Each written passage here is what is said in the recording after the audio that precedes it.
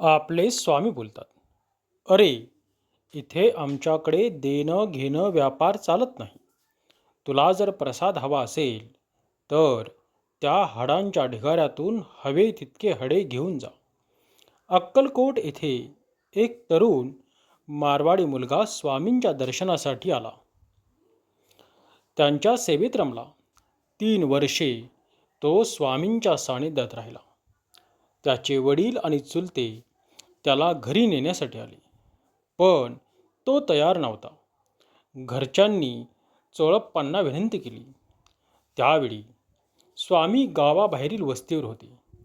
चोळप्पांनी स्वामींना सांगितले. स्वामींनी त्या तरुणाला सांगितले, घरी जा आणि कधी कधी येत जा. तो स्वामी आज्ञेप्रमाणे तयार झाला, पण दुःखी होऊन प्रसाद मागितला. स्वामी म्हणाले, इथं देणं घेणं व्यापार नाही.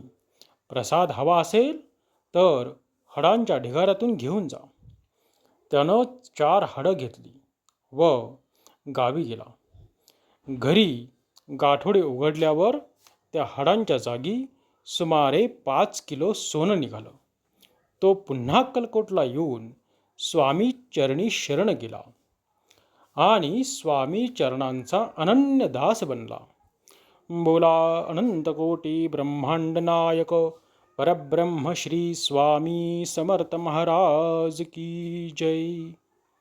बोध देणारा आणि घेणारा दोन्ही स्वामीच आहेत. स्वामी भक्त हो. स्वामींना आपल्याकडून काहीच नको आहे, फक्त अनन्य भक्ती, शुद्ध भक्तिभाव ठेवा. इथे स्वामी सांगत आहेत, प्रसादात म्हणजे इतर गोष्टीत अडकू नकोस. स्वामी सेवेत आहेस, स्वामी नामात आहेस, हाच प्रसाद आहे. श्री स्वामी समर्थ महाराज की जय.